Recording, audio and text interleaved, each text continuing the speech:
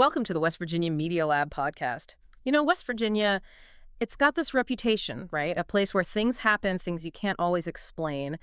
And we at the Media Lab, well, we've been collecting these stories, these firsthand accounts. Eerie encounters, strange lights, creatures that just make you wonder. Exactly.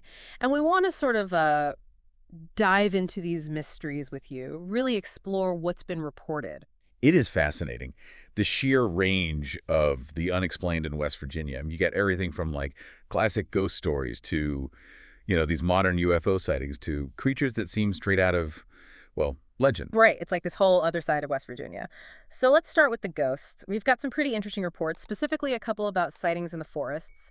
One that really stands out is the Gray Flats ghost. That's near Beckley. There was a pretty detailed report in 2014. Yeah, the 2014 incident on the Gray Flats trails, it's got some pretty striking details. Hikers described seeing this shadowy figure, pitch black, man-shaped. They said it was wearing like a long coat and a broad-brimmed hat. Creepy. Like right out of a movie. Right. But the really eerie part is, they say it was moving without walking, more like gliding. And then it just vanished into the ground on this rocky rise. But then it reappeared a little later. What do you think could explain that? Vanishing and reappearing. That's not just someone in a weird outfit, that's something else entirely. Plus, one of the hikers said they suddenly felt nauseous, like physically ill. Maybe there's something about that location, some weird energy or something. It's an interesting thought. Certain places can become associated with intense emotional events, trauma even. And there's some thought that those energies, they might linger, affect people's perceptions. So it's not just a story, it's tied to the place itself. Right. And there is this local belief, no one's confirmed it, but they say the Gray Flats ghost might be connected to an old murder that happened on a nearby farm. Adding to the creep factor, Yeah. After hearing that trail has got to feel a little different, even if you don't believe in ghosts. Oh, absolutely. It's the power of suggestion. You hear a ghost story, and suddenly you're more aware of every shadow, every weird noise. It changes how you experience that place. We've also got the legend of Cale Betts's ghost. That one's from rural Calhoun County, way back in the 19th century. It's not a visual apparition, though, right? It's different. It is different. The Cale Betts case, it's more about these unsettling events. People reported hearing rapping sounds, stuff moving around on its own, and this sort of glowing presence. Spooky. Yeah. And get this, they said this haunting followed the family, even when they moved. Can you imagine that? Yeah. Moving your entire house and still having weird stuff happen. I wouldn't be able to sleep. But it shows you how genuinely disturbing it must have been, right? They wouldn't uproot their lives if it wasn't serious. Exactly. And there's this account of a neighboring family. They were a farmer's family. They were so bothered, so freaked out, that they actually moved their newly built house to a different spot on their property. Wow. That's commitment. Right. And, it's still part of the local lore there in Grantsville. They even teach it in schools as a folklore lesson. It's become part of their identity, in a way. Shows you how these stories really stick with the community. Okay, so moving from ghosts to something a little different. Strange lights. West Virginia's got a long history with these. Oh, yeah, going way back. I mean, even the early settlers in the Ohio Valley, they wrote about seeing what they called ghostly lights. It's like this recurring theme. Why do you think that is? Why are there so many reports of lights, especially in a place like West Virginia? Well, think about it. Less light pollution, more open sky. It's easier to see things. Plus, the human eye, it's easy to fool, especially at night. Distant lights, reflections, things like that. We might see something and our brains try to make sense of it. Makes sense. And, we had a big wave of those reports just recently. December 2024, down in southern West Virginia, Bluefield, Princeton, McDowell County, they were all seeing these strange lights. Yeah, I remember that. People were posting videos online, lots of talk about drones. Right. That's the go-to explanation these days, isn't it? Drones. But these sightings, they went on for days. Even the governor of Virginia made a statement about it.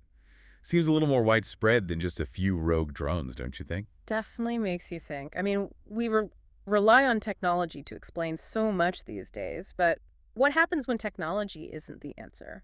Then things get interesting.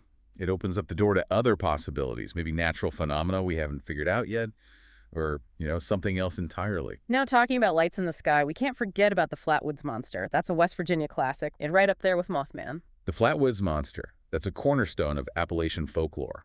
September 12th, 1952, this bright red light streaks across the sky, seems to crash near Flatwoods. And then you have this group, Two young brothers, their friend, their mother, and a National Guardsman, Eugene Lemon, they all go to investigate. What would make a group of people, especially with kids, go investigate a potential crash site? That's brave, or maybe a little crazy. I think it's that mix of curiosity and maybe a sense of duty. Something strange happens, you got to find out what it is, Yeah. especially in a small town. But what they found wasn't what they were expecting. Not at all. They described this 10-foot-tall creature, blood-red body, glowing green face, and a weird, like, ace of spades shaped hood. And it wasn't just standing there. They said it was hissing, gliding towards them. And everyone freaked out. Lemon, the guardsman, he fell down panicking. The whole group ran for their lives. One of the kids threw up. Even their dog was hiding. That's a genuine terror response right there. Not just seeing a weird animal, but something that truly scared them. Right. And the Air Force even investigated it as part of Project Blue Book. So even they were taking it seriously. So is it an alien, a ghost, a really big owl? We might never know. But the people who saw it, they're convinced it was something truly strange. And that conviction is what makes these stories so compelling. The power of firsthand experience. Okay, now let's talk about some of the unusual creatures said to roam around West Virginia. We've got legends like the Ogwa, which goes way back, right? Oh yeah, the Ogo, that one goes back to 1745. The story is this giant water monster pulled a boy under the Monongahela River. You know, those kinds of stories, they served as warnings. Be careful around the water. And while it might just be an old story, we have a more recent account from 2020. Two fishermen on the West Fork River near Fairmont, they reported seeing something similar. They did, and they described this massive snapping turtle-like beast, like 20 feet long, maybe 500 pounds. They even said it might have had two heads. Two heads, that's a bit much, even for West Virginia. Right. I mean, there's nothing like that in our waters, at least not that we know of. Maybe they saw a big snapping turtle, and their imagination added the rest, especially with the Ogwa legend already in their minds. Could be. But, you know, this area does have a prehistoric past. We found ancient turtle fossils, pretty big ones, too. Maybe those stories come from somewhere, you know, a folk memory of these massive creatures that once lived here. Speaking of famous creatures, we got to talk about Mothman. That one really took off in the 1960s. Mothman's a fascinating case. November 1966, two couples near Point Pleasant. They see this creature with glowing red eyes, gray, human-sized, but with these huge 10-foot wings. 10-foot wings. That's not a bird. Nope, not your average bird. Yeah. And it didn't just fly away. It shot up into the air, made this awful screeching noise, and then they say it chased their car. Even banged on the roof 3 times. That's terrifying. Not just seeing it, but being chased by it. Yeah. And there were so many Mothman sightings that year. Over 100, it must have been a crazy time to be in Point Pleasant. Imagine that. Every day, a new Mothman story. Right. It created this atmosphere of fear, but also this weird sense of community, like they were all in it together. And then the sightings suddenly stopped in December 67, right after the Silver Bridge collapsed. Which, of course, fueled the rumors that Mothman was some kind of omen. A warning. Right. It's like we try to make sense of these things, connect them to other events, but sometimes there just isn't an explanation. Now Mothman's become this sort of local celebrity in Point Pleasant. There's even a statue. It's interesting how a creature that was once so frightening can become a symbol of a place. From terror to tourism. Okay, so another creature with a bit of a following here in West Virginia, the Sheepsquatch, or as some call it, the white thing, mostly seen in the southwestern counties. The Sheepsquatch is more of a regional cryptid. Folklorist Ruth Ann Music, she was recording stories about it in the 50s. But most of the sightings were in the 90s. Yeah, there were some pretty detailed reports from that time. 1994, Boone County, a former Navy seaman, he said he saw this large white creature crouched by a creek, about the size of a bear, white fur, long snout, and these horn-like things on its head. Later that year, 2 kids in the same county saw a white bear, but this one was standing up over 6 feet tall. That consistency is interesting, isn't it? The white fur, the size, the horns. Makes you wonder if it's the same creature. Or if people are just seeing what they expect to see. Yeah. We also have reports of the Sheepsquatch acting aggressively. There was a supposed car attack in 95 and campers being chased in 99. So maybe not something you want to run into in the woods. No, definitely not. And even though there's no real evidence, you know, photos, footprints, that kind of thing, the stories persist. There was even that Mountain Monsters TV show that went looking for it. Proof or not, these stories have a way of sticking around. They become part of the fabric of a place. Okay, and of course, no discussion of weird creatures is complete without Bigfoot. West Virginia's got its own share of Bigfoot stories. There's one in particular that's pretty detailed. Stephen Summers, Crooked Run, 2010. Stephen Summers, that's a compelling account. This guy, he spent his whole life in the woods, knew what bears and deer looked like, but he swore up and down that what he saw was a gigantic, ape-like figure, 9 feet tall, jet black hair, legs as thick as, well, he said 5-gallon buckets. That's a vivid description. He sounds pretty sure of what he saw. Oh, he was adamant. Not a bear, not a guy in a suit, a Bigfoot. And, West Virginia has this history of wild man sightings going way back to the 1800s. Right. And there were even more reports coming out of Braxton County around the same time as Summers' encounter. So maybe there's something to it. Plus, we've got the West Virginia Bigfoot Museum in Sutton. That's right. A whole museum dedicated to Bigfoot. Shows you how deeply this idea, this possibility has resonated with people. Maybe there's still something out there that we haven't discovered yet. Now let's talk about one more creature, and this one is truly strange. The Grafton Monster. Summer of '64, Taylor County. This thing caused quite a stir. The Grafton Monster. Yeah. That one is truly bizarre. People described it as this muscular 9-foot-tall creature with pale, almost translucent skin. But here's the kicker.